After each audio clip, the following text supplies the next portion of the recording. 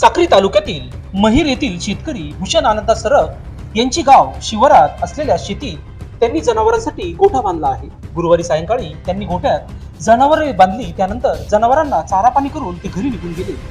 खूप जोराचा पाऊस असल्यामुळे मध्यरात्रीच्या सुमारास अचानक एका बिबट्याने बैलावर हल्ला करून त्याचा फडशा पाडला आहे. ही बाब दिनांक 27 सप्टेंबर रोजी शेतकरी भूषण सरग हे जनावरांना चारा पाणी करण्यासाठी शेतात गेले असता त्यांच्या या प्रकार उघडकीस आला. घटनेची माहिती मिळताच सरपंच रमेश सरग व गावातील नागरिक सहकार्य करण्यासाठी घटनास्थळी धाव घेतली. त्यानंतर या घटनेची माहिती वन विभागाला दिली.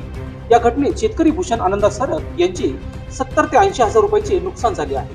गावालगतच बिबट्याने बैलाचा फडशा पाडल्याने परिसरात बिबट्याची दहशत पसरली आहे. वन विभागाने संबंधित शेतकऱ्याला नुकसान भरपाई देऊन बिबट्याचा बंदोबस्त करावा अशी मागणी ग्रामस्थ करीत आहेत. तसेच सरपंच उपसरपंच महिर